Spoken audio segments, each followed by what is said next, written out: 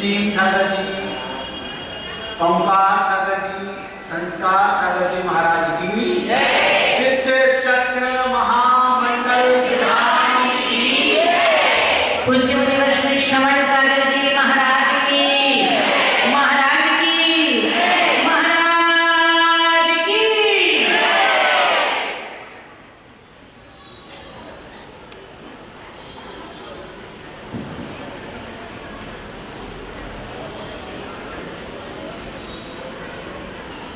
बहुत सारे ब्रह्मचारी आपके नगर में आए होंगे, हमारी नजर में भी कई ब्रह्मचारी हैं। उन सभी ब्रह्मचारियों में कुछ एक प्रिय ब्रह्मचारी हैं। उन प्रिय ब्रह्मचारियों में जो यहां पर एक ब्रह्मचारी जी बैठे हुए हैं वो भी आते हैं। बुंदेलखंड में एक कहावत है, मोटा जान के डरियों ने और पतलो जान के लड़ियों ने। तो ये दुबले पतले दिख रहे हैं लेकिन इनसे डर के रहना, जितने सीधे दिख रहे हैं उतने है नहीं।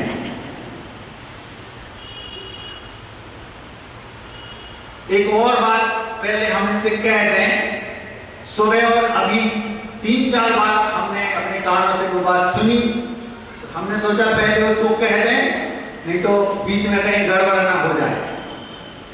सुबह भी इन्होंने 3-4 बार बोला, अभी भी 2-3 बार बोला। ये माइक पर दीदियों को आंटी बोलते थे। एक बार बहुत बड़ी गड़बड़ हो गई थी, 2 मिनट में वो सुन लो, फिर हम अपनी बात आपके सामने रखते हैं। इंदौर में चातुर्मास चल रहा था, हम आहार करने गए। 10 वर्ष का बालक हमारे साथ रोज आहार करने जाता था। वो हमें इतना अपना मानता था कि वो आर्डर भी चला देता था हमारे लिए। चौके में ज्यादा भीड़ भाड़ हुई तो कहता था महाराज मुझे परेशान कर रहे, चलो दूसरे चौके में चलते। हाँ, तो वो विषय कभी बाद में रखें। तो वो बोलता है 20 वर्षीय कोई बिटिया होगी, वो थोड़ी मोटी थी, उसने उसको आंटी बोल दिया। अब हमने पौने घंटे कैसे आहार की हमें जानते हैं। उसने कहा मोटी बोलता है, तो वो इतना तेज कर रहा था कि मोटी तो है। और झगड़ा मुश्किल से हुआ। तो भैया हमारा आपसे कहना है 80 वर्ष की भी क्यों ना हो, दीदी बोल दो, अपना क्या जाता आंटी नहीं बोलो, ठीक है। अब हम अपनी बात आपके सामने रखते हैं। कभी किसी को गलती से भी 80 साल की है, 90 की है, 100 की है, दीदी जी अपना क्या जा रहा है, ठीक है, क्योंकि गड़बड़ ना हो। आप अकेले हो पूरे विधान करने में 19-20 घंटा करेंगे तो हम लोग क्या करेंगे। अब हम अपनी बात आपके सामने रखने का प्रयास करते हैं।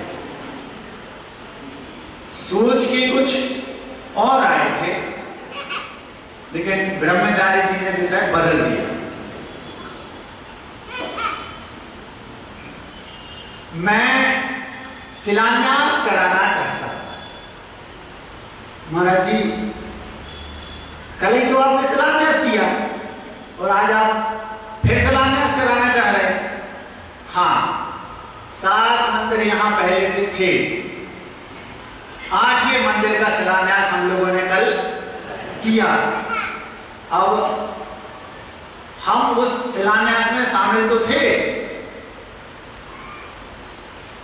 रजत शिलाएं भी थी, पाषाण शिलाएं भी थी, स्वर्ण शिलाएं भी थी, कांस्य शिलाएं भी थी, और जो प्रतिमाएं भी कुछ लोगों ने विराजमान की, तो उसको अपन डायमंड शिला बोल सकते, भगवान तो उससे भी नीचे हैं।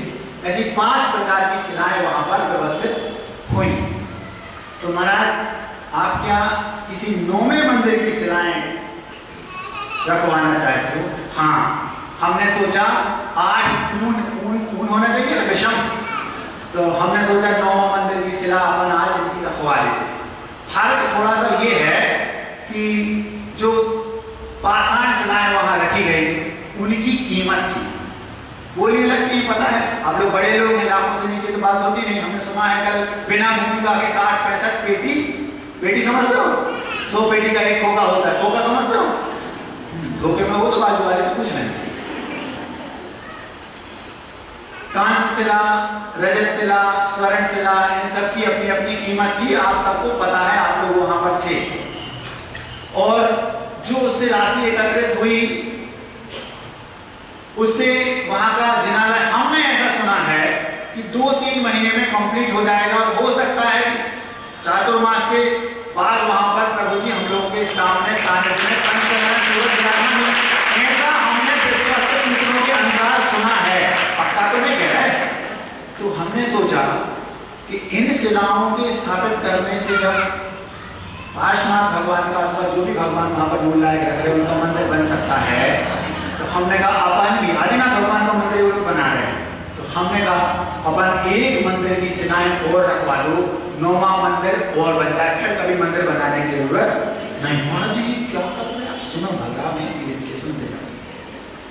वहां पर जो उन्होंने शिलाएं रखी हैं, उन शिलाओं के रखने के बाद 2-3 महीने पर वहां मंदिर पूर्णता को प्राप्त हो जाएगा। और वो मंदिर किसका है? पूरी वहां की जो कॉलोनी है, समाज का ना, समाज का तो है ही, लेकिन मुख्य रूप से वहां के कॉलोनी वालों का। ऐसा एक ये मंदिर भी है शांतिनाथ भगवान का। बाहर क्या लिखा है? एक और मंदिर है छतारे लाल जी का, एक और है, एक और है। तो हमने सोचा ये लोग दूसरों के मंदिर बनाने में लगे हैं। महाराज जी हमारी कॉलोनी का मंदिर है, आप लोग अभी समझ नहीं रहे। तो महाराज जी नाम तो लिखा है छतारे लाल जी, परिवार का है उनके, अभी भी नहीं समझ रहे। तो महाराज जी समझा दो, हम समझा रहे। बिहार कर रहे थे गुरुदेव के साथ, या उसके बाद एकदम से तैयार नहीं, एक लड़का हमारे पास आया और बोलता है महाराज जी पास में कुछ किलोमीटर दूर हमारा नगर है, वहां पर हमारे नगर में हमने एक मंदिर, हमारे परिवार में एक मंदिर बनवाया है। किसका? हम लोगों का। महाराज जी अच्छा महाराज जी सच्ची में हम लोगों का मंदिर है, पूर्व में हमारे पूर्वजों ने बनवाया होगा। उस मंदिर को जीर्णोद्धार हम लोगों ने करवाया और उसमें लगभग 3.5 करोड़ रुपए हम लोगों ने अपने परिवार से लगाए। मंदिर हमारा है। मैंने कहा झूठ बोल रहा है। नहीं महाराज जी सच्ची मंदिर हमारा है। अच्छा किसी से कुछ नहीं लिया? नहीं महाराज जी 1 रुपया भी किसी से नहीं लिया, पूरा मंदिर पाषाण का आचार्य गुरुदेव के आशीर्वाद से हमने अपने परिवार की ओर से बनाया है। हमने कहा झूठ बोल रहे हो। नहीं महाराज जी आप किसी से भी पूछ लो, 1 रुपया किसी से नहीं लिया। तो हमने कहा क्या लिखा मंदिर के बाहर? तो पार्श्वनाथ भगवान का संभवतः वो मंदिर था, पार्श्वनाथ जिनालय। तो हमने कहा प्रतिमा किसकी है? पार्श्वनाथ भगवान की। तो मंदिर किसका हुआ? पार्श्वनाथ का। तुम अपना क्यों कह रहे हो? बात समझ में आ रही? यहां पूछा किसका मंदिर है? महाराज जी छतारे लाल जी का। छतारे लाल जी की प्रतिमा बैठी उसमें, तो किसकी बैठी? पार्श्वनाथ की। तो किसका मंदिर हुआ? अगर छतारे लाल जी का मंदिर है तो उनकी प्रतिमा होनी चाहिए, वो तो है नहीं, उनका मंदिर नहीं कहलाया। फिर पार्श्वनाथ की है भगवान महाराज, तो पार्श्वनाथ का है, तुम्हारा थोड़ी है। जब पूछो जब उनके परिजन अथवा आप लोग, महाराज जी हमारा मंदिर है। हम जो 9वां मंदिर बनवाना चाह रहे हैं वो हम ये चाह रहे हैं कि कब तक आप दूसरों के मंदिर बनाते रहोगे? समझ में आ रही बात? बड़ी ऊंची बात है। दूसरों के मंदिर कब तक बनाते रहोगे? कब तक दूसरों के मंदिर का शिलान्यास करते रहोगे? महाराज जी हमारी कॉलोनी का है, तुम्हारी कॉलोनी का है, तुम्हारा नहीं है। महाराज जी तो आदिनाथ का बना रहा है, वो आदिनाथ का है, तुम्हारा नहीं है। तो महाराज जी आदिनाथ तो मेरे हैं। ये आदिनाथ तुम्हारे जरूर है, लेकिन मंदिर तुम्हारा। नामे होमे परेसिम न परे रक्ति मंच में किंची इति निच्छिदो जिरिंदो जादो जयजाद रूप धरो। ये कुंद कुंद भगवान ने प्रवचन सार में चारित्र चूलिका में ये 3 या 4 नंबर का गाथा लिखी। इसमें लिखा है नामे होमे परेसिम, ना मैं दूसरे का हूं, ना मैं परे रक्ति मंच में किंची, और कुछ किंचित मात्र भी कोई मेरा नहीं है। फिर तुम्हारा भगवान कैसे और मंदिर तुम्हारा कैसा? बताओ मंदिर किसका? क्या लिखा? रम्मेलाल जी का। रम्मेलाल जी का मंदिर, छतारे लाल जी का मंदिर, फलाने फलाने जी का मंदिर, ढिकाने जी का मंदिर, और क्या बोलते आप लोग हम नहीं समझते। तो किसका मंदिर? दूसरे का। अपना मंदिर कब बनेगा? महाराज जी ऐसा शिलान्यास भी होता है वही तो करा रहे हैं। तो उसकी शिला में पैसा 1 रुपया भी नहीं लगेगा। 3-4 महीने में आदिनाथ का मंदिर तो बन जाएगा, शिलान्यास जो आपने किया। अगर हम आपको ऐसी कला बता रहे हैं, यदि आप उसका पालन करोगे 5 पैसा नहीं लगेगा और तुम्हारा खुद का मंदिर बन जाएगा। बनाना चाहते हो? आपके सामने जो मंच पर 5 पांडव बैठे हैं, महाराज जी पांडव कह रहे, पांडव ही तो क्यों? वो पांडव कौन? वो राज भोग रहे थे, वो वाले नहीं। उसके बाद उन 5 ने दीक्षा ली। उनमें सर्वश्रेष्ठ ज्येष्ठ कौन थे? युधिष्ठिर। हमारे दाईं ओर बैठे पूछ मेरे पक्ष में श्री संभव सागर। दूसरे नंबर के कौन?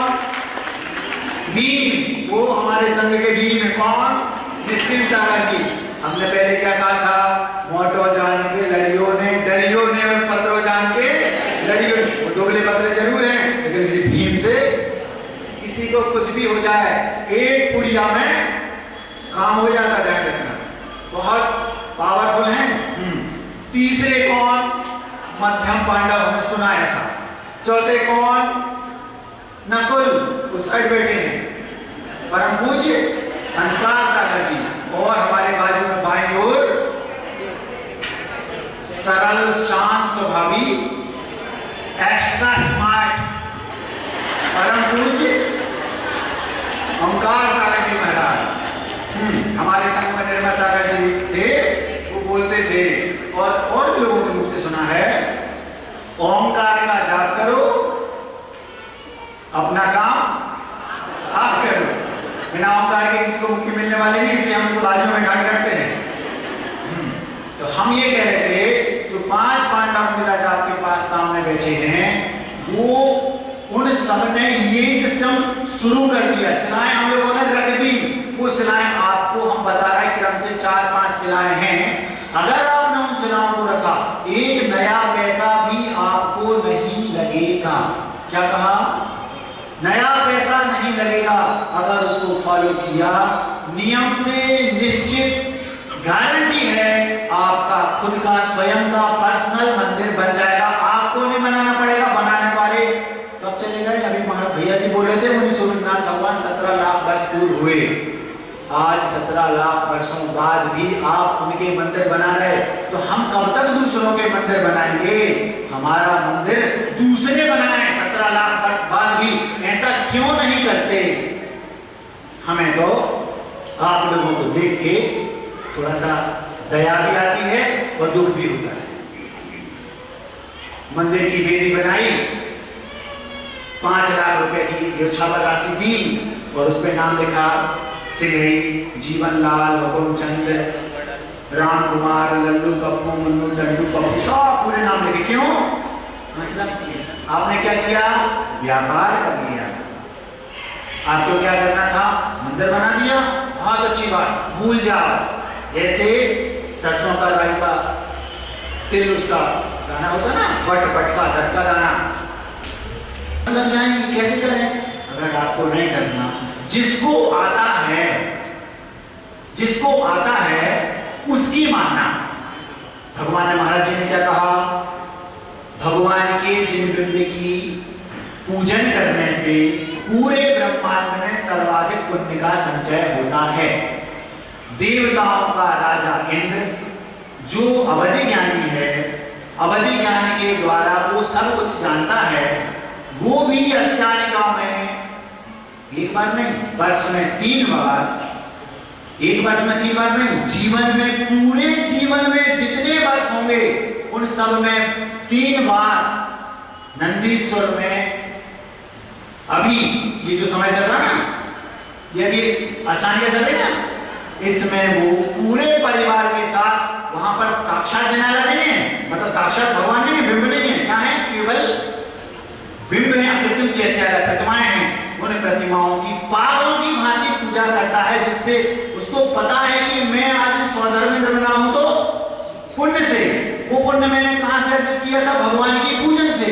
अब हम सौधर्मेंद्र बनकर के पूजन करेंगे, धूमधाम से करेंगे, सिद्धों की आराधना करेंगे, इससे महान पुण्य संचय होगा। वो पुण्य हमारा हमें सौधर्म के बाद सीधा मनुष्य बनाएगा और वहां हम दीक्षा लेकर के भगवान बन जाएंगे। तो वो तरस रहा है इतना पुण्य संचय करके कि वहां से मैं आऊं, मनुष्य बनूं, दीक्षा धारण करूं और मुझसे चला जाऊं। और यहाँ के लोग तरस रहे हैं कि हम सौधर्म बन जाए। बात समझ में आ रही? सौधर्म तरस रहा है इतना पुण्य इकट्ठा हो जाए कि मैं यहाँ आऊं, मनुष्य बनूं, दीक्षा लूं, मोक्ष चला जाऊं। और यहाँ का मनुष्य तरस रहा है कि हम इतना पुण्य संचय करेंगे, सौधर्म बन जाए। साक्षात नहीं बन पा रहा तो वो बोली लेके बनना चाह रहे हैं। 4 दिन के लिए सही, 5 दिन के लिए सही, 5 को होगा मिल जाए चलेगा। हो रहा है कि नहीं है सर? तो एक बात इसमें निकल के आती है, पूरे ब्रह्मांड में हजारों लाखों प्रकार से पुण्य संचय होता होगा, ये तो ठीक है। अवधि ज्ञान के माध्यम से वो पुण्य संचय करने के लिए सबसे सशक्त माध्यम क्या ढूंढ रहा है? भगवान की पूजन। तो इससे ये सिद्ध होता है कि भगवान की पागलों की भांति पूजन करने से बेहिसाब पुण्य संचय होता है। अगर दूसरे किसी और कार्य से उतना तगड़ा पुण्य संचय होता तो वो सौधर्म अवधि ज्ञान से जान लेता कि इस चीज से होता है, तो वो वहां जाता। लेकिन वो वहां ना जाके कहां जा रहा है? भगवान की पूजन करने। इससे ये सिद्ध होता है कि भगवान की पागलों की भांति पूजन करने से महान घनघोर पुण्य संचय होता है। आपके पास इस अष्टानिका में ऐसा एक परम सौभाग्य है, जितने भाव आपके अंदर भरे पड़े हों उखाड़ के बाहर निकाल के पागलों की भांति इस 8 दिन में यहाँ पर 5 पांडव मुनिराजों के सानिध्य में जितनी सामर्थ्य हो उतनी सामर्थ्य से हृदय से भक्ति करो, ऐसा घनघोर पुण्य संचय होगा। 2, 3, 4 भाव में भगवान बनने में देर नहीं लगेगी। और भगवान के जिन भी दर्शन हैं, सम्यक दर्शन की उत्पत्ति भगवान के दर्शन करने मात्र से हो जाती है। तो कुछ नहीं करना। हमें अगर नहीं आता सम्यक दर्शन क्या है, स्वाध्याय करके हमें पता नहीं चलता, तो इतना स्वाध्याय हम नहीं कर सकते। तो जिन्होंने किया है उनकी बातों को गौर से सुने, उसको फॉलो करें। देव, सच्चे देव की परिभाषा क्या है ये उनसे पूछें। देव, शास्त्र और गुरु, सच्चे देव, सच्चे शास्त्र और सच्चे गुरु पर काट श्रद्धा करोगे, सम्यक दर्शन आपका पक्का। और अगर एक बार गलती से भी सम्यक दर्शन हो गया तो भगवान बनना पक्का है। अर्धपुद्गल परावर्तन काल के अंदर सिद्धांत है, एक बार सम्यक का टिकट जिसको मिल गया उसको अर्धपुद्गल परावर्तन काल के अंदर भगवान बनना निश्चित है। फिर मंदिर किसका बनेगा? अपना। दिल से चिल्ला के कहना हमारा मंदिर। कब तक दूसरों के मंदिर बनाते रहोगे? अपना मंदिर कब बनाओगे?